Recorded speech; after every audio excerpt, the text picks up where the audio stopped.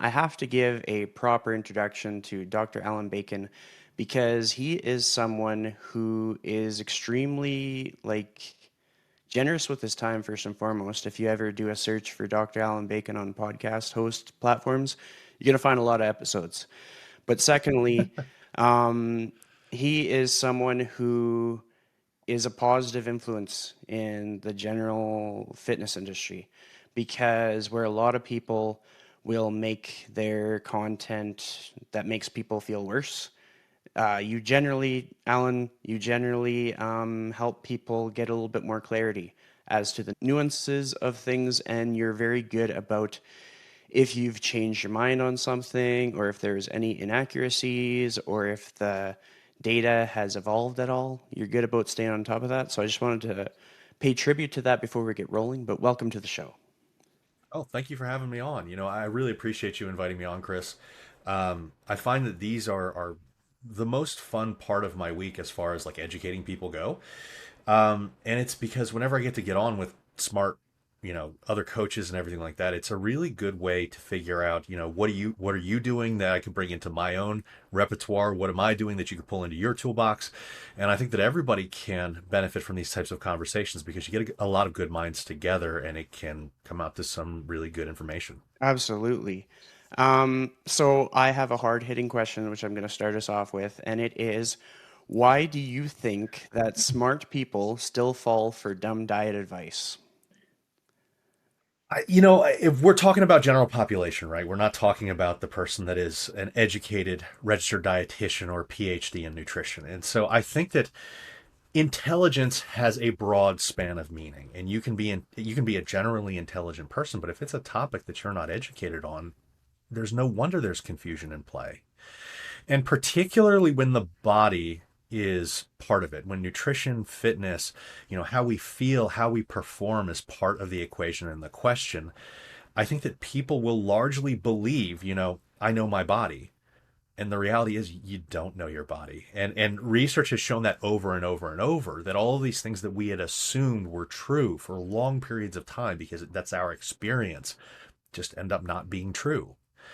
When you put things into a controlled situation and we start to get a little bit better information out of it, some things that we thought were the case were just not the case. And one of the things that you had said was you would like the fact that over time, I'll say, okay, we were wrong here. And then we change our minds. And this is a very distinct thing in fitness and nutrition is that the information is always evolving. And some people look at that erroneously and they say, well, if the information is always evolving and things can be wrong, then I should just do what I think feels right. And unfortunately, I think that can kind of lead you down the wrong path because most of the time, um, it's we have our own expectations, and expectation effects make a big difference.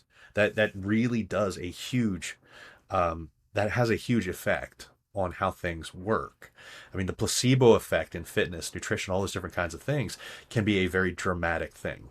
And so when you talk about, hey, there are these really intelligent people that may be getting caught up in some of these, scams or misinformation or whatever it is, I don't blame people for experiencing that because there is so much information out there and it's very hard to vet who may or may not be putting out proper information. And because we are an emotional type of person, we're emotional beings, we like to fall into what we view as our preconceived notions. And sometimes our preconceived notions just aren't the right answers as far as fitness and nutrition go. And so this is why we fall back on controlled research. Whenever we have adequate controlled research in a realm, that trumps our feelings. When we don't have controlled research, anecdote can make a lot of sense. When we have controlled research that suggests that two different practices are a wash, whether you do one or the other, it doesn't really matter. You get the same outcomes. Then our anecdote really comes into play. But if we have this controlled research that is completely contrary to what we believe, and it's very well done, well, then it might be time for us to take a step back. And as intelligent people, we can say, hey, I don't always get it right. And that's okay. That doesn't mean that there's anything wrong with you.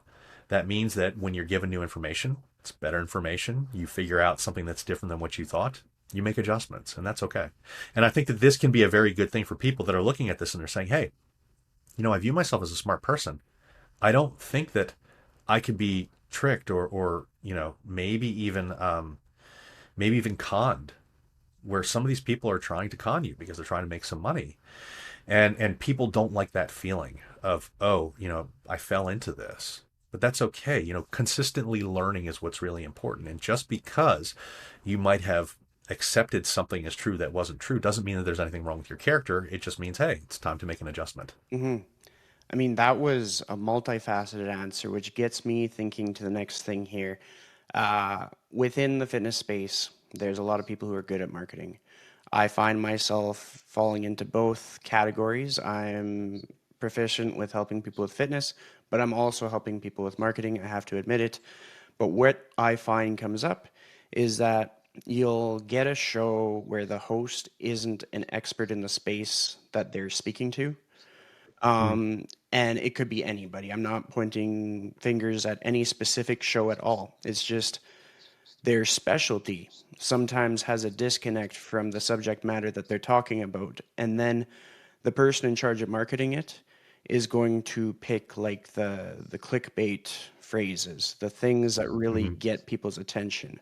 And then Yeah. the audience is going to latch onto that and make this connection that that's the absolute only solution, when in some cases you listen to the nuance of the episode and they may have explored more nuance, or you think about the experience and the exposure to the different solutions that that person had when framing the question, and you start to see like there's so much more context to this. But then from a coaching perspective, how do you relay that to general population to be able to explain that there's all these layers to what they just heard, that it's not necessarily 100% wrong, but it's also not 100% right? This is a tricky thing because people are like, well, this person has, such a large podcast platform, or they've got so many followers on whatever social media platform it is. And that lends a false sense of credibility, unfortunately. And we should never be using things like podcast size or follower count as a good sign of credible information. Unfortunately, I think it's been proven over and over again that that's probably not a good indicator. Popularity is typically based on entertainment value rather than the truthfulness of whatever the claims are. And so if you're in a situation like this, and we had just talked about if a person is intelligent, typically, well, how are they supposed to understand a topic that might not necessarily be within their wheelhouse? And I think that the most important thing when you're looking at this type of thing as a general population type of person or somebody that doesn't really understand the full breadth of evidence about a topic, if you have somebody that you trust, and your question is, hey, if you've got somebody that comes to you, and we're assuming that either they view me as either their coach or maybe some form of authority figure, the most important thing that you as a general population person can ask them is, okay, explain your stance on this topic. Explain why they are saying exactly what they're saying, and explain why that might not be the right interpretation. It's either not the right interpretation for that client at the time, it might not be a right interpretation for a practical outcome in whatever they're trying to suggest. But I think that the big thing here in the social media space is being able to explain both sides. If you can explain both sides, you fully understand the topic. Mhm. This can help you get past some of those pitfalls, because even if you talk to these people, they may or may not be misleading you intentionally. We hope that they're doing it unintentionally if they're wrong on the subject. If you talk to them and you say, okay, well, show me proof for whatever your claim is, and they show you proof, and you're not an authority on that topic, it seems like that's the right answer. But if you know the counterpoint to that, then you can understand why that might not be the right answer. So by asking somebody if you can explain your side, their side, and why one may be more right than the other, you get a better idea of what's actually going on in that subject. And so whenever you're talking to these people, I think it's really important to ask for both sides of that argument. Um, and what I've typically found is that those people that are making the misrepresentation, whether it's intentional or not, they will usually stick to their side and then disregard the opposing viewpoint. And it's even better when people have controlled research to be able to back up their stances. But a lot of times you've got to be careful, especially if you don't know how to read research, because they will present research and it may not necessarily show exactly what they're claiming it shows. Or it may not be relevant under the circumstances that are typical or under your circumstances in particular. And a good example of that would be something like, branched chain amino acids. If you go out of your way to find evidence to say, hey, do branched chain amino acids do things like increase recovery? You can 100% find it. I can present that to you. But then at the same time, I can say, don't buy branched chain amino acids. They're not important for recovery. It's not really going to help you. Both of those are true. And the nuance is missing. So if I'm somebody that wants to sell you branched chain amino acids, I show you those studies showing that they improve recovery. Those exist. What they're missing in as far as the nuance goes is that when protein needs are accounted for in a day, and even modest protein needs, I mean, like 1.1 grams of protein per kilogram of body weight per day, seems to negate these benefits from branched chain amino acids. On top of that, one of the things that branched chain amino acid manufacturers and sellers don't mention to you is that they can contain calories. They contain about 4.65 calories per gram. They're not legally required to list this on a label, so every branched chain amino acid product will say 0 calories, despite the fact that they've got the same calories per gram as table sugar. And so when we look at the research will show that when you compare a branched chain amino acid product to a non-caloric control, they show enhancement to recovery. When you compare it to an isocaloric control, a product that has the same calories, they provide the same benefits to recovery. Or there's better benefits to certain things like sugar.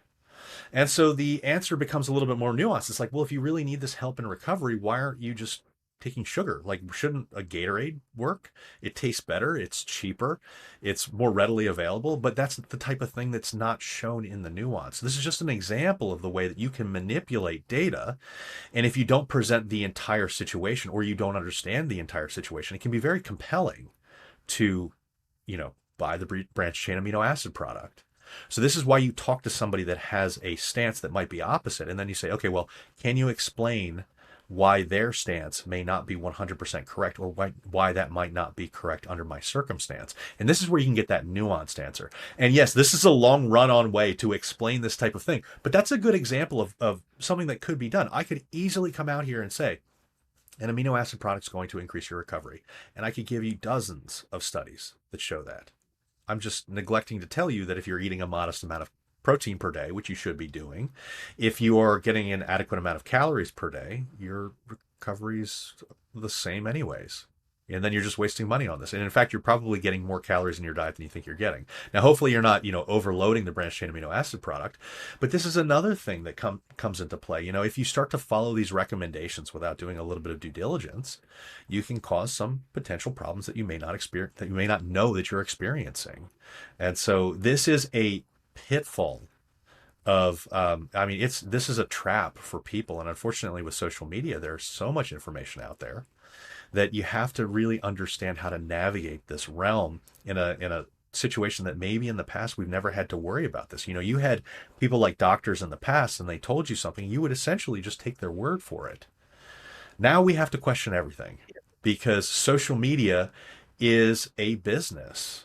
And when somebody makes a claim, and what you had said was, they'll take an entire podcast and they'll do these clickbaity cuts from the podcast. That's to sell the podcast. That's to sell the views, because even you just viewing their products is money.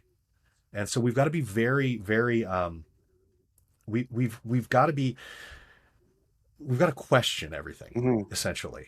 And when I say we need to question everything, I want people to question me, when we make claims and say, hey, can you show me why this is true, or why you're saying what you're saying?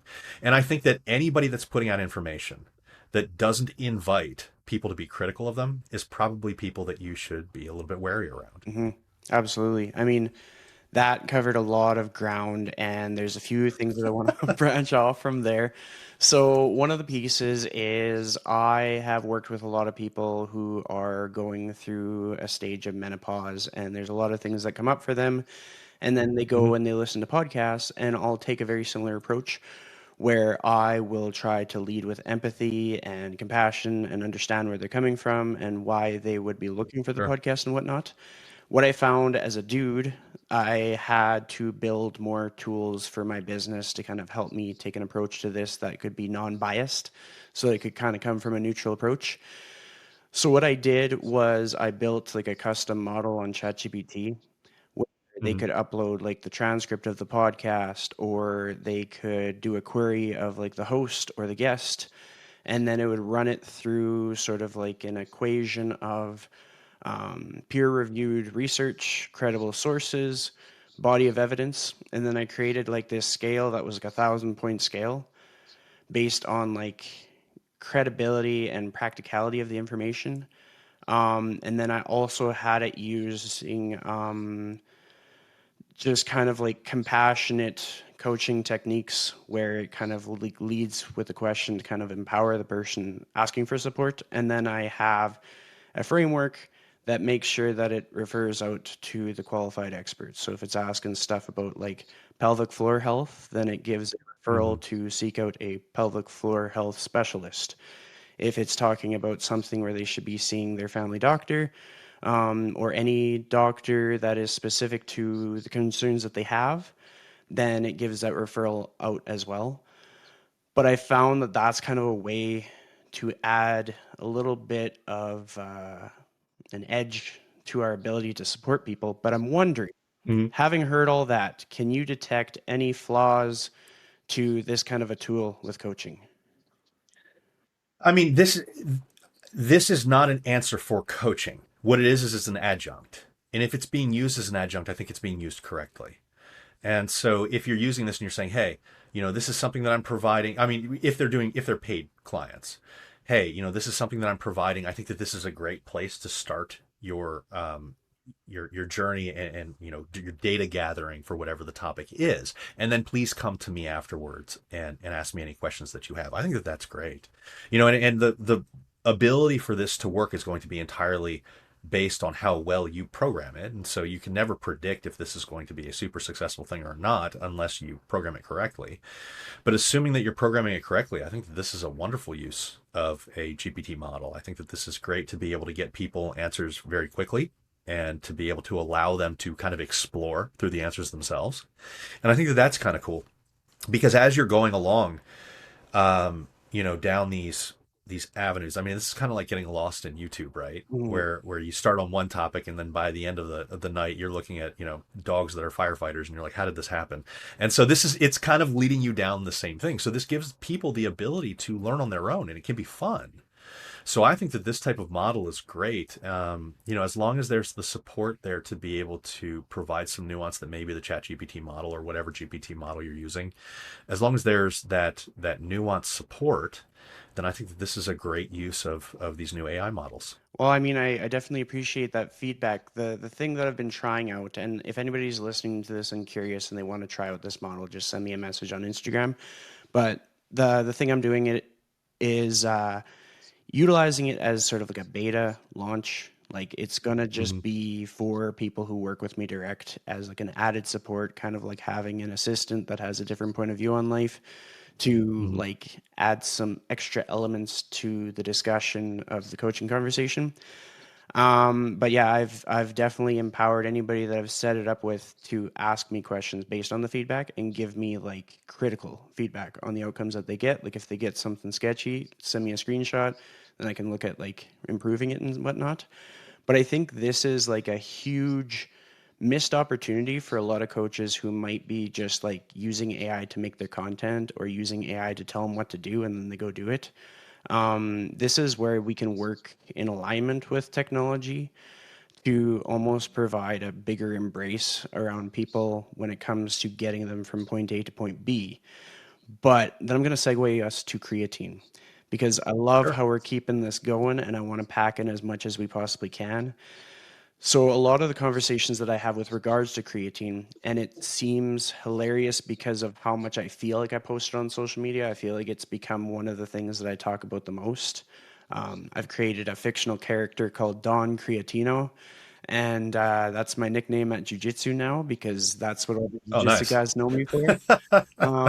But we're gonna create a scenario here, and for somebody between the ages of 40 and 90, would you be able to make a case for why they should not have creatine to help them get more clear on perhaps why maybe they should have creatine?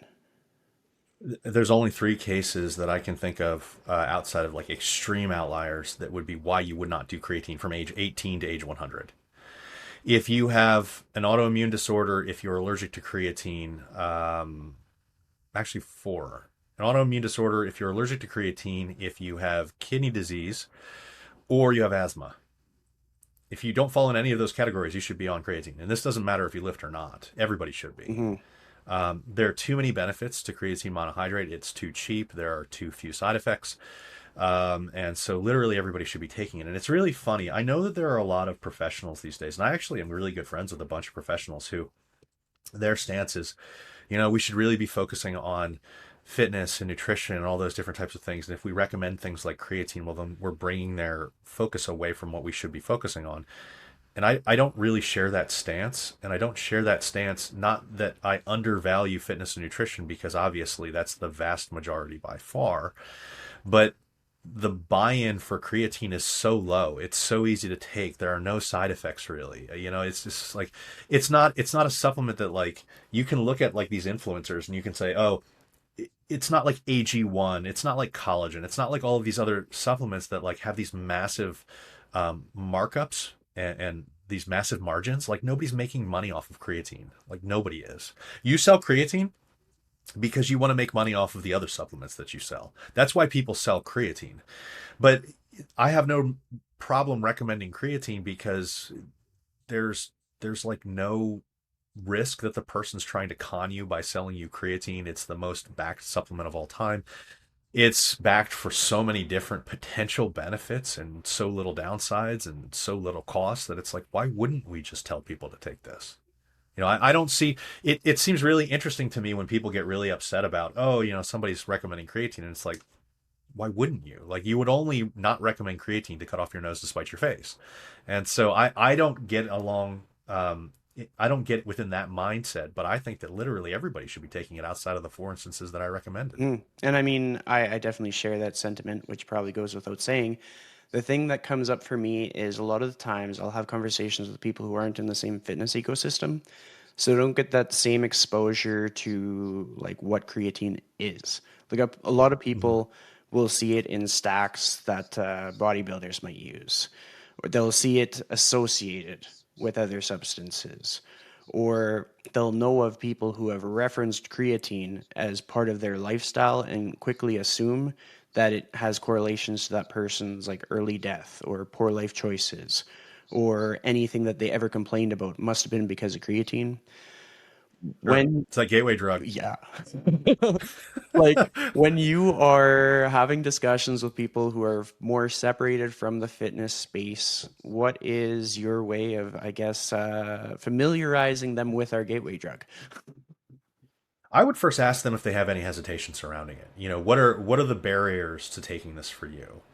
And then I would listen to what they say there, because usually you're going to get some really good information from that. And if you're telling me that there's somebody that's trying to work with you that seems kind of resistant to taking it, 99% of the time, it's going to be someone that says, well, I don't want to bloat and I don't want to gain weight. 99% of the time.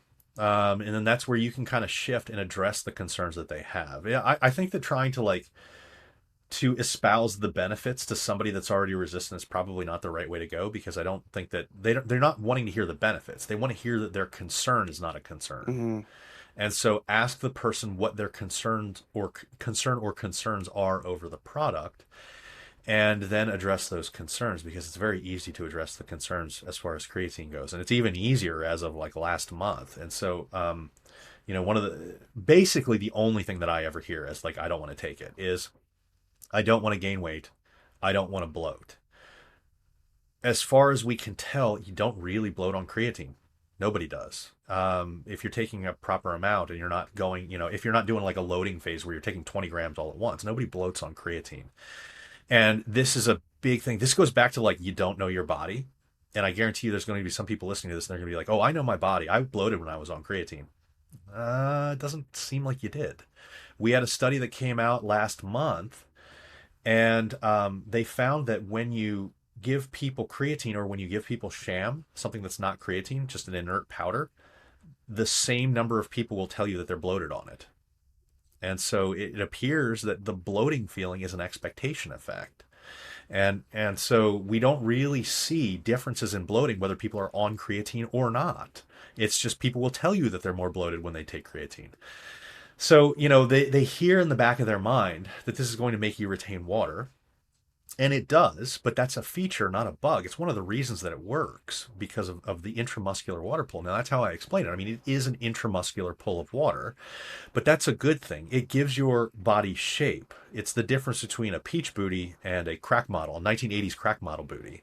And so if you want that really fat, butt that has like no shape and your back just goes straight down into your butt, well, sure, don't get on creatine. If you want a peach booty, creatine will help with that. And because it's intramuscular water weight, it just makes your muscles look more shapely.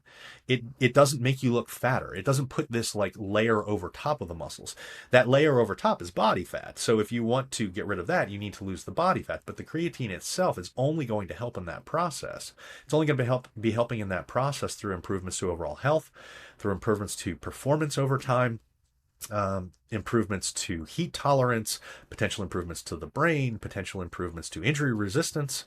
There's just so many things that this can aid you in, and so the concerns that we have seem to be vastly overblown outside of people that might be allergic to it. I like that. I mean, I think that broke it down well. And the next question I'm going to transition this with, because I think it aligns with a person who may be kind of in an exploratory phase of what are their next steps in life, how can they best take care of themselves based on the information that they have. Let's say we're in a scenario where you, at your current age, all of a sudden went back to as if you had a training age of 0, and you felt extremely low energy, nutrition was subpar, your non exercise activity thermogenesis was basically next to nothing.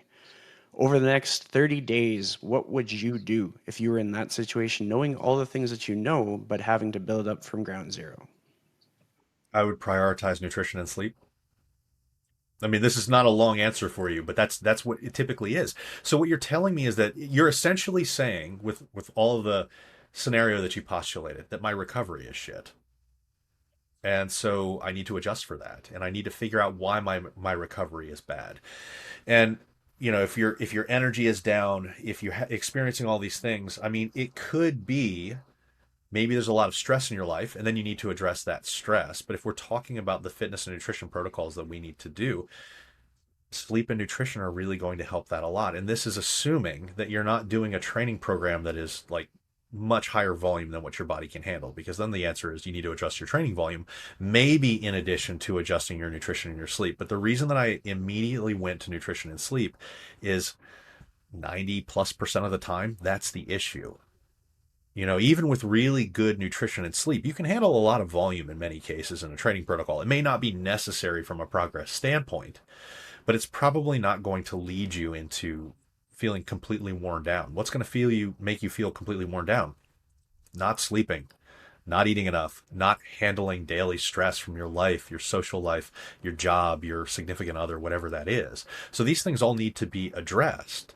And if you can address these, you're going to be able to recover a lot better. You're going to feel a lot better, and then you're going to be able to progress a lot quicker. I love that. And then within the category of stress, because everybody's going to have a different perspective on it. For myself, I've definitely found like my pursuits in fitness have been an absolute game changer for my ability to handle and manage stress, and that I don't try to eliminate stress completely, but that I just find ways to stress about the right things. Sure. From your perspective, how would you help somebody make the shift from kind of staying frozen in their current state and maybe numbing the stress to facing that stress head on in ways that align with betterment of their physical health? I mean, it's going to be dependent on the individual and what that individual stressor response is. How can we make this a productive thing? And so most of the time, what I would do is I would have a person focus on habits and their routines in their daily life. If you can start to use your habits and routines as fallbacks, then you're going to be very successful, because whether you're stressed, whether you're motivated, it's going to help carry you through. And usually stress comes about for a variety of reasons. And it's oftentimes that we lack a feeling of control that we want. When we don't feel in control of a situation, we get more and more stressed. So the first thing that I would have a person do, the simplest, dumbest crap that you can do that works is usually the best answer. And one of the things that I like to tell people to do is ask themselves, what would a healthy person do in my situation? Super stupid, super available to do anytime you're doing anything. Because a lot of the times we have a general idea of what a healthy person should be doing, even if it gives us anxiety to take that leap. So when you ask yourself, what would a healthy person do in my situation? It actually cuts through the decision making process and it removes a lot of the procrastination that we have. Because when it cuts through that and we say, well, a healthy person would probably just go to the gym instead of lounging on the couch, or a healthy person would meal prep instead of, leaving things up to chance. Well, you might not want to do it, but you've just given yourself an answer. And then you don't have to fight with yourself to be able to make that happen. So you're essentially removing barriers and making things as easy as possible. Literally the best thing that you can possibly do in your life. So along with things like, hey, what would a healthy person do? Set up a pregame routine in your daily life to start doing things that you want to do, but you've not previously been able to do with enough consistency. And a pregame routine is a series of actions that you can do that starts off with something that's very easy, readily available to do, and then builds up to more movement. As an example, pregame routine, you want to start working out more, but you got a stressful life. You are, you get done from work, you get back from work, you're finished, you just want to sit on the couch for a little bit. Well, start setting up a routine and do the exact same thing every time you get to the gym. So the first step in your pregame routine could be mixing a pre-workout, setting your clothes out the night before, whatever it is. Then the next step, getting your keys and going to your car, getting on the road. And then finally, it pays off with you getting into the gym. Whether or not you feel motivated that day, continue using this style of routine and just drill it in. You're going to have to force it for the months in the beginning, and that's okay. But if you start to do this, it starts to go on autopilot. It's like knocking over a domino. You do that first step, and then all of a sudden your brain starts to get into that habit or that thought process of, okay, well, I'm going to go work out. And so by setting yourself up with these routines, you actually make your life a lot easier because it rewires your brain to start that first step. And then all you need is the energy to start that first step.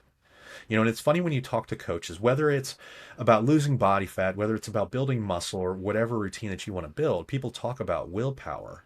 And the 1990s coaches used to say, hey, if you're not succeeding, it's because you don't have enough willpower. And then somewhere around like the 2010s, we kind of shifted. And then coaches started saying, oh, it's not about willpower. It's about all this other stuff. It absolutely is about willpower, but it's not solely about willpower. You and someone that is very similar to you likely have similar levels of that willpower battery, but other people that are more successful are draining it a lot less. And setting up things like pregame routines and getting habits, and your daily routines under control drains your willpower a lot less because it's just something that you start to do on autopilot. So I really emphasize to people when you start to get into these new routines that you're trying to change your life, you're trying to get into new health status, you're going to have to force yourself to do it as much as possible in the beginning to build that consistency and that adherence. And that's okay. That's the way that it goes, but it does get easier over time. And people have heard the phrase, it takes 30 days to build a habit, or it takes 90 days to build a habit, or whatever. It's different depending on who you're talking to and what they claim. But when we look at the research, it takes between about 18 and 254 or 256 days to actually build a habit. So you may get it really quickly, but it also might take you the better part of a year. And just because it takes the better part of a year doesn't mean that you're doing anything wrong. And I want to emphasize that because if people hear, oh, well, it takes 30 days to, make a habit, and then 2 months in, it's not autopilot for you, you might get down on yourself. But that's not what we see in the research. It takes time to build habits for many people, particularly when it's very different than what you've done in the past. And a lot of times these fitness journeys are big things that people are trying to take on in their 40s, 50s, 60s. And it can be a difficult thing. And so by looking at this as, oh, okay, well, I can achieve this. It's just going to take me becoming more regimented for a time, and then it's going to become easier. It really does. But you have to know that that's going to pay off. And in the same research, when we look at it, even if you're trying to establish a routine, like going to the gym at 5 a.m. every morning or whatever it is, even if you screw up and don't make it in for a training session, that's okay. As long as you come back the very next opportunity to do that habit and you make it work, it does not throw off that habit formation process. So you can screw up, And I want people to know this. You can screw up. This is not an all or nothing thing. This is an all or something thing. So when you have an issue with a situation where you think that you've screwed up, just get back on track. There's no harm, no foul. You don't need to beat yourself up over it. And that's what we all do. That's the thing. We all do these types of things, even your coaches. But if you know that if you get back into play and you start to make the habit more solidified and it's going to pay off, that makes it a lot easier to put that effort forward. And then over time, we're draining that willpower battery less and we become more and more successful and it becomes more fun.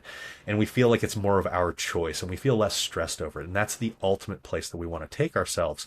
But knowing that it takes time to get there is number one, important. And two, setting up some of those routines and habits to actually make that happen are the big focuses that we should have, because if we do that, it's all going to work itself out and we don't have to stress over it anymore. I mean, once again, so many things to take away. And the thing that I want to put some focus on is you talked about having a person think to themselves, what would a healthy person do? And the cool thing is that a lot of people who have sent me messages after listening to the show or have just shown that they're part of the audience, they are people who I would consider to be very healthy people. Like they're my most dedicated people who've worked with me for years, either in person or online. They're friends in the industry, or they're people who have been sort of connected to me in a sneaky way where they've never reached out, but they've listened year after year after year. That said, they may, and in most cases do, find themselves as the healthy person in their like social circle. And so they can sometimes be faced with this sort of like discomfort of like, what's the point of being the healthy person? But they don't always get to experience the impact that they have on other people. Like sometimes I find myself in that situation where I'll think of people that I know that aren't in the fitness industry, and I'll Mhm. think like, is there a point to leading by example? And then later down the road, somebody will tell me that they walked like twice as long as they normally do because they thought, what would Chris do in this situation? And then I see the point to it. That said, if you were supporting someone who was the healthy person in their life and everybody around them kind of didn't seem to have the same priorities and they wondered what was the point, how would you support that individual? So usually what you're getting at when you have this type of thing is there's two aspects to this. One, if it's really important to you, it shouldn't matter what other people are doing to begin with. But usually when we start to talk about this thing, are you hinting at the fact that there can be lifestyle criticism to this? And what I mean when I bring that up is people will often start getting started on a fitness or health journey, right? And then they find that they don't have as much support from their friends and family as what they thought before. Are you kind of getting towards that, or is it, how does a person stay focused on what they want to do long term? I would say anybody that's made a lifestyle change often gets met with a certain amount of resistance, so we can definitely speak on that. Okay. I mean, dealing with lifestyle criticism is a very, very real thing. And it's something that I think a lot of times stems from what you're doing is making other people uncomfortable. And I don't think that that necessarily is something that reflects on you. I think that this reflects on them. And I think that the problem is that when people start to make this lifestyle change, the way that these people react to them makes it feel like it's their fault. When in reality, it's probably the person's fault that's experiencing this. And so what I would first do is I would let these people know how important it is to you. And if there's somebody that's really close to you, I would explain why this is happening. But I would be very conscious of the fact that a lot of times that this happens is because these people, when they're watching you make a change in your life, it makes them feel guilty. It makes them feel maybe inadequate. It makes them feel like maybe you expect them to change. And that doesn't have to be the case. Even with significant others, you can say, hey, I'm doing this for myself. I want to be healthier. I want to have a better body. I want to feel better naked. I want to, whatever it is, the reason that you're doing this, and emphasize that this is about you. This isn't about them. But for people that you are close to and you value their opinions, I think that the best thing that you can possibly do is ask them for support. Once you've explained why you're doing this type of thing, say, hey, look, I would really, I don't expect you to change. I would really appreciate if you could give me some support here. And I've seen this work out really, really well in a lot of instances. maybe a significant other wants to get pizza every Friday night, and you say, hey, you can get pizza, but please, I'm trying to do whatever I want to do. And that's not to say that you can't ever get pizza, but maybe sometimes you're saying, hey, maybe I'm going to lower the frequency of how often I do this. And by conscripting them essentially as an ally in this journey, you are removing for them what feels like judgment, and you're asking for their help. And people are usually pretty good about providing help when they feel that it is not a display of you judging them. And so a lot of times I think that this comes from the fact that people will think that this is criticism. And so it's an insecurity showing. And yeah, I would be very conscious of how that can affect them, because they're going to essentially and maybe subconsciously lash out at you. And I see it happen all the time. I mean, everybody that's coached people long enough, have seen that significant other that is a detriment to this person's journey. Oh, you can break your diet, just tonight, but then just tonight becomes Friday, Saturday, Sunday, Monday. Hmm. And so as a coach, you're trying to find that balance where a person has a healthy relationship with food, is improving their health, is progressing towards their goals, and is happy with the balance of all of these things at once. And oftentimes, I can say, at least in my experience as a coach, these people are, they want to essentially not eat these traditionally off plan meals as frequently as they are, but they're feeling guilted into it. And so by having this conversation, being confident in your choices and being patient with your significant others or the people that you love around you, you can conscript them into an ally role in this instead of somebody that's an adversary. And I think that that's really important. Now, if you're like, well, it's a situation that I have at work, and Deborah is trying to give me these different things. Well, who cares what Deborah thinks? If they're not somebody that's really important to you, that's where you just learn to say no. Yeah. Learning to say no is a very distinct skill. And every time I bring this up with other coaches, I hear, well, I want people to think about what they can add to their diet and not what they can take away. I agree with that sentiment when it is an internal pressure. When you have an internal pressure of, well, what food should I choose? Should I choose the donut? Well, today I don't want to make a conscious choice to have a donut. I'm going to choose to have fruit instead. And you view that as, I'm adding fruit to my diet. I'm not taking away the donut. That's great. That's an internal choice. When the pressure is external, you have to learn to say no. That's a skill that is required. When it's somebody else is pushing it on you, saying no is a necessary skill in a fitness and health journey, because you're going to have to stand up for yourself. And if you don't say no in a situation where you really mean no, you're also losing autonomy in that situation. And then you're not making a conscious choice to have that food. And then you feel guilty afterwards.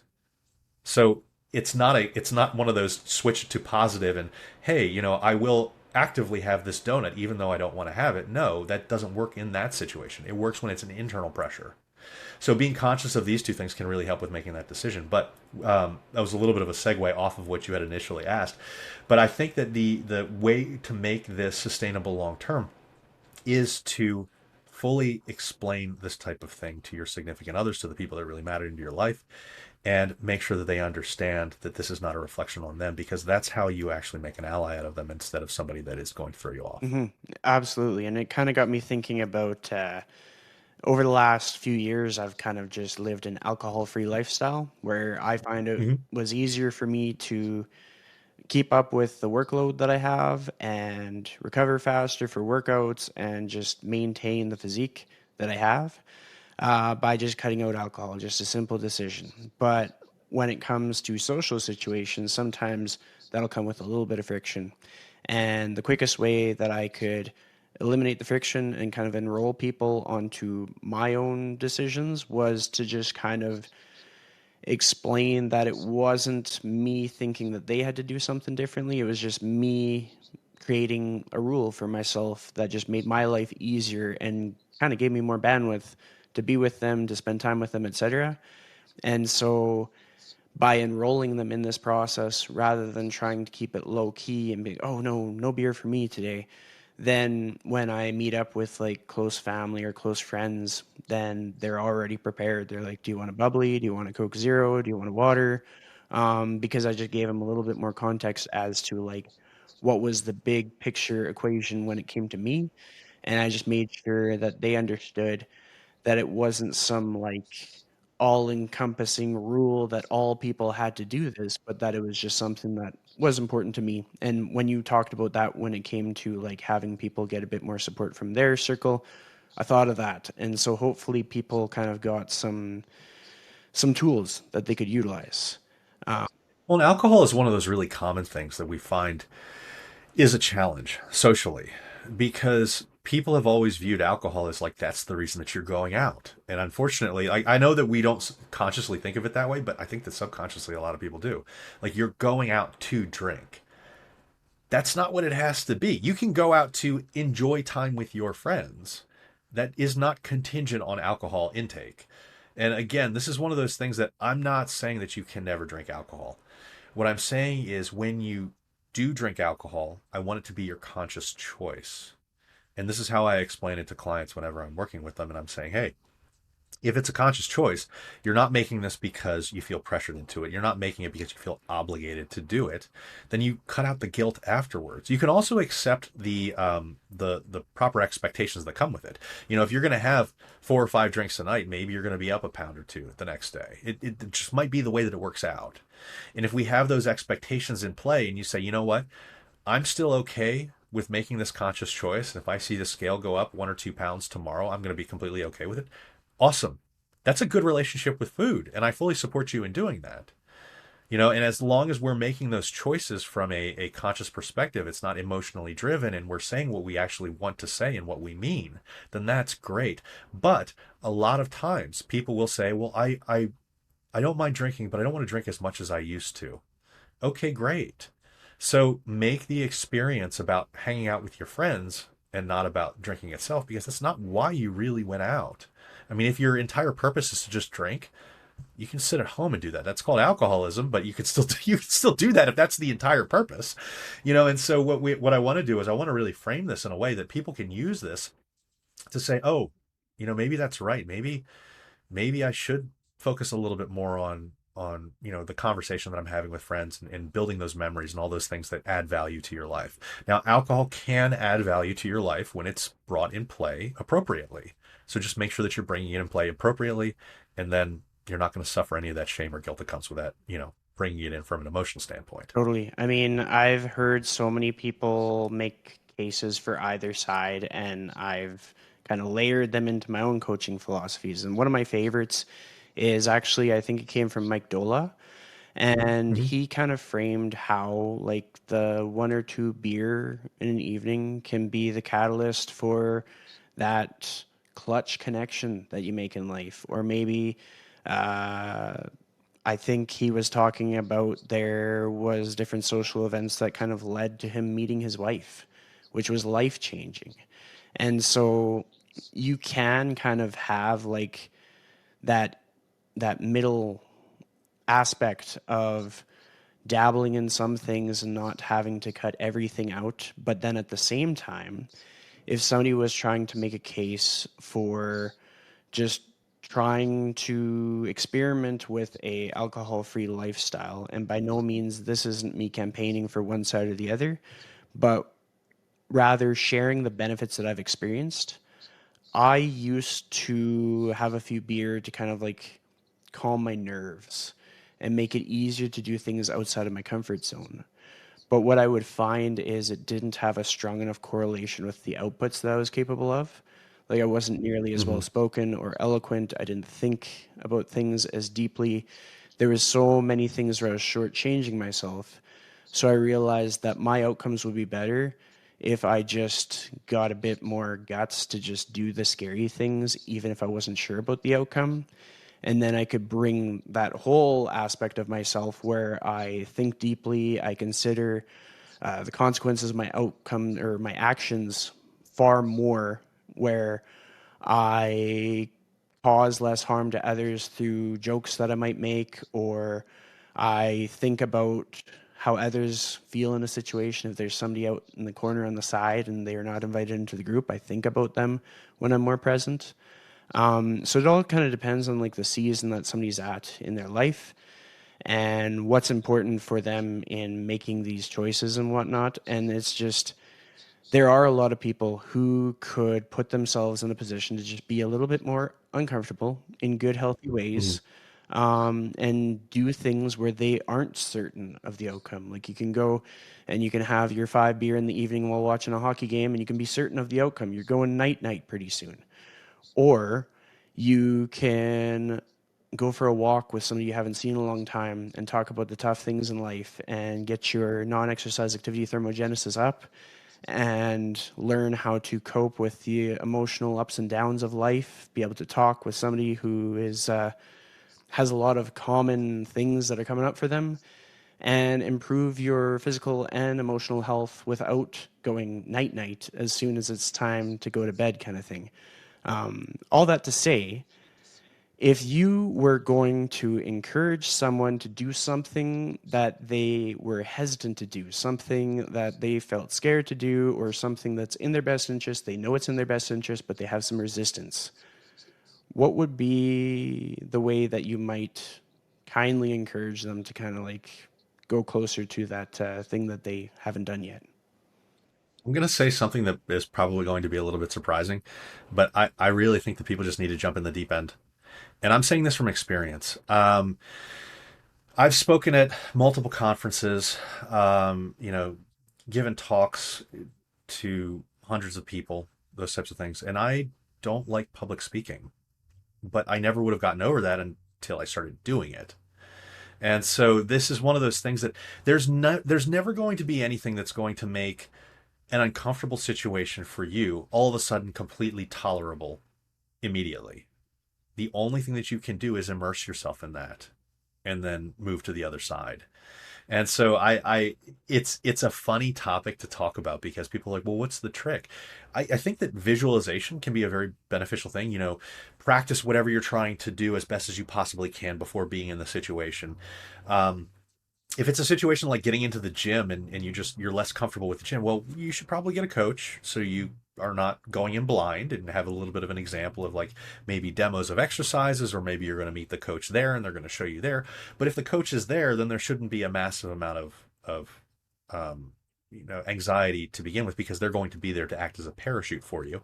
But I think preparing ahead of time is really important. One, then two, realizing that you're just going to have to pull the band-aid off. And that's okay, because you're not the only person that's going through this. Literally everybody goes through this. This is how you start to learn new habits, new routines, new skills. I mean, it's like going to shoot free throws in basketball. You're going to miss hundreds of free throws before you get really, really good at it.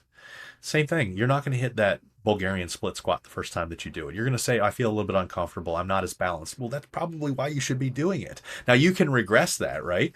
But by planning ahead, you can set yourself up for some success. If you don't know how to plan ahead, this is exactly why you get a coach. They can talk you through these types of things. And I cannot um, undervalue how much a good coach is worth, because they will not only prepare you to be able to take on these things that you might have been a little bit wary to take on to begin with. They can provide that support for you, but even more important than any of those things, they prevent you from falling into traps that you would otherwise fall into. I mean, I know that when I work with clients, I think, okay, well, what's going to be happening with them 2-3 months down the road if we continue with the practices that we're doing now? And you talk about NEAT, non-exercise activity thermogenesis, multiple times throughout this. Well, one of the big things that I always harp on my clients from day one that we start working together is, oh, we're going to keep a step count, and we're going to continually hammer that into play. And I hammer sleep into play with my clients. And so I'll have a client that'll start with me, and maybe they've got some excess body fat to lose. Maybe they're a woman that's 220 pounds and she's first starting out. And I bring up a little bit of a larger example there, because in the beginning, literally doing pretty much anything, you'll see results, right? You trade out some of the soda, the sugar infused beverages, and all of a sudden you're going to lose like 20 pounds over 2-3 months or something like that. That's great. But if in the beginning we also start working on, hey, even though you're losing at an adequate rate, let's start building that habit for that step count, that NEAT. Let's start working on sleep, those different types of things. then you don't screw yourself up later when you would have otherwise stalled. You've started to build that habit up. So facing these challenges head on from the beginning is a really important thing. Getting a coach to be able to help you through that so you can identify what the challenges will be and start to address them early is really important. And like I said earlier, it could take between 18 and maybe 254 days to formulate some habits. So if you're going to need that habit in 254 days, don't start in 254 days. Start now and start building that as best as you possibly can. As long as this doesn't overwhelm you and make you, question whether you should get started or not, it's something that you should be working on. And then start to bring these things in piecemeal as you're able to. But I think that getting started, realizing that you're essentially just going to have to dive into the deep end or pull off the band-aid is probably proper expectations to begin with, because you're going to be doing a lot of things that you're uncomfortable with, and that's okay. You're not the first person to experience that. You feeling uncomfortable, there's nothing wrong with that. That's completely normal. But you're going to have to get through that in a similar manner to how everybody else did, even though you feel like you might be behind the curve. There's only one way to get past that. It's to get going. And so the biggest barrier to success for most people is taking that first step. Once you take that first step, that's where you can start to build that momentum. But you have to take that first step for it to start to work out. And that's where things like what would a healthy person do really, really helps, because it helps you take that first step. And then you can start to learn and get more comfortable and start to see incremental improvements. And once you start to see those objective improvements, the scale going down, your measurements going down, yourself getting stronger, yourself feeling more confident, whatever it is, and all these things combined, then it can be easier to continue to motivate yourself to move forward, because you're like, I am experiencing, success. And it's incremental and it's small and it's a lot smaller than what you hope. And it's going to take longer than you hope. But that's the way that it works. So one foot in front of the other. Get doing that, and you're going to be focusing on what's important. Absolutely, and I'm glad that you took that approach to doing things that you weren't doing before, because if not for jumping into the deep end, I wouldn't be hosting this podcast. I wouldn't have this job. I wouldn't be in this role. Like, it took a big, big risk for me to get those first steps in, and it didn't go according to plan, but I just kind of kept putting one foot in front of the other. Something that I also wanted to highlight, you talked about public speaking and your kind of maybe nervousness, reluctance, hesitation to do public speaking. I got to connect with you at the Real Coaches Summit last year and see your Sure. presentation. I was sitting in front row, but I actually watched it twice because of how much I enjoyed it. So for you to have reluctance to do that, and then for me to have enjoyed it enough to watch it twice when I could have watched somebody else, speaks to the benefits of doing things that scare you. And so now hopefully the audience can kind of see the picture. They're like, okay, if this podcast was only possible because two dudes did something that kind of scared them, then maybe I should do something that scares me too. Yeah, and I think that we get in our own heads. I think that when we look at these situations that make us uncomfortable, we view them as all these people are going to judge us, and this is going to be a really bad thing. And then you don't realize that like literally everybody goes through that.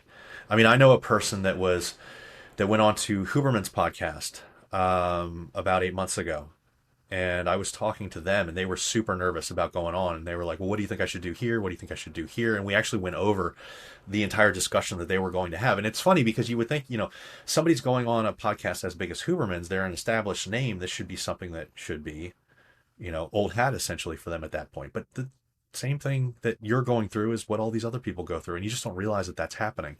And I bring up this example because it's kind of an extreme example of this type of experience, but it's cool to see. I mean, it's unfortunate for that person, but we talked through and they did really, really well. But it's cool to see that we're all kind of human, and so getting past that human frailty is just one of the challenges that we face in life. And again, if you want to improve, this is something that's necessary, and that's okay. You're going to feel uncomfortable, and I guarantee you too, you're going to fail at certain points. No matter what endeavor that you attempt to do, you're going to fail. That's okay, because failure doesn't have to be permanent. It can be temporary. And those temporary failures, if you look at them as learning experiences, are some of the most valuable things that you can do, because that's how you hone your ability. And so failure is not an end point unless you make it an end point. Failure is a stepping stone to success. And I want people to really understand that, because we've all been through it and we're going to continue to go through it, and it's going to happen to you. And that's okay. It's part of the process. Absolutely. And like one final little nugget that I'm going to tag onto this because I think it'll kind of make it relatable for anybody and everybody who listens to this. One of the pillars of my life is I'm very close with my family. I visit my parents basically every week, and I spend a lot of time talking to them. And I've been able to kind of get a perspective from their point of view, and they've been very candid with me that like they are still learning and like they're in their 70s. Like where I would initially assume that they had everything figured out if my touch points and like conversations with them were limited, or where I would initially assume that they assumed that they knew everything. The reality is that they are aware of how much more in life there is that they don't know yet. And they are still Mhm. constantly learning and evolving, and they're making mistakes. Their progress isn't always progress, sometimes it's lessons. And they're constantly having times where they might wonder, should they have done this or should they have done that? Should What was the best decision? What's the best decision in the immediate future? Stuff like that. And when we are given the gift of understanding that nobody has it figured out, no matter how much we admire them, look up to them, want to be like them, want to trade places with them, it allows us to show ourselves some more grace. And in doing so, positions us to be that much more ready to do something scary where we're not sure of the outcome because nobody knows the outcome. Well, I was thinking it was funny when you were talking about people like making mistakes and stuff like that. I think that if, a big podcaster can sell you a $600 tub for ice, you can get into the gym and feel it. Like if they're that confident to sell you like garbage, you can get into the gym and you can have a good day, doing some bench press. Like there's far worse things that could be happening in your life, and so I get it, and I get why people are uncomfortable about this type of stuff, and I don't begrudge them for feeling that way, but I want you to understand that it's not that big of a deal. And I actually made a post today that would probably make people feel pretty good about this, and I'm going to butcher it, because whenever I make like posts and quotes and stuff like that, I've got the ability to go back and kind of edit it and make it sound like really smart. But the breakdown for it was essentially that, if you have this anxiety to do these types of things, and in this example I was using when people were getting into the gym, really really kind of understand that, nobody cares about you. And that sounds like a terrible thing, but it's true. We're very egocentric. And so if you go into the gym and you've got hesitancy about getting into the gym, realize that literally nobody cares. And so you get in, everybody else is in their own head. You're in your own head thinking, oh, they're all judging me. They're in their own head worrying about what's going on at work, my boyfriend's treating me wrong, like all these different types of things that people are worried about. Nobody's caring if you're, stumbling a little bit doing a Bulgarian split squat. You're person B from the first scene in the movie of their life. And so with that, with the fact that nobody cares about you, comes some freedom. Because if nobody cares about you, they're also not thinking about you 20 minutes after they leave the gym. So that should give you the ability to say, hey, look, not only are they not judging me, they're not even thinking about me. And that's great, which means I can be the best person B that I can be. And so that helps relieve some of that tension. Now, sure, if I'm standing up on stage at a conference, you can't really pull that because people are staring at you. So you are the main person. But in most situations, this is a really reassuring thing, because you know that, I mean, people, like I said, people are egocentric. We're very self-centered. And that's just the human condition. We're all worried about our own things, what's going on in our lives. We don't realize what's going on in other people's lives. It's not that we're like sociopaths or anything like that. It's that we get wrapped up in our own things. And so Absolutely. we've got our own worries. We don't need to worry about what everybody else is worried about. And so we're worried about ourselves, and yeah, so we're going to focus on that. But that exact same thing happens with all this different type of stuff. And even if it's you going out to party with friends and them ribbing you about not drinking a little bit, they're not really going to care that much. Like give them 10 minutes of them picking on you, and yeah, it'll happen, and just be like, oh, okay, whatever, and move on with your life. If they're that upset, the next day that you only had one drink, then is this really that close of a group of friends that you had to begin with? It's probably not. And I get that there are situations like, going out and doing something for work, and you've got to drink with a client or whatever it is. But your clients also don't expect you to get like completely bummed whenever you go out drinking. They expect you to just kind of hang out.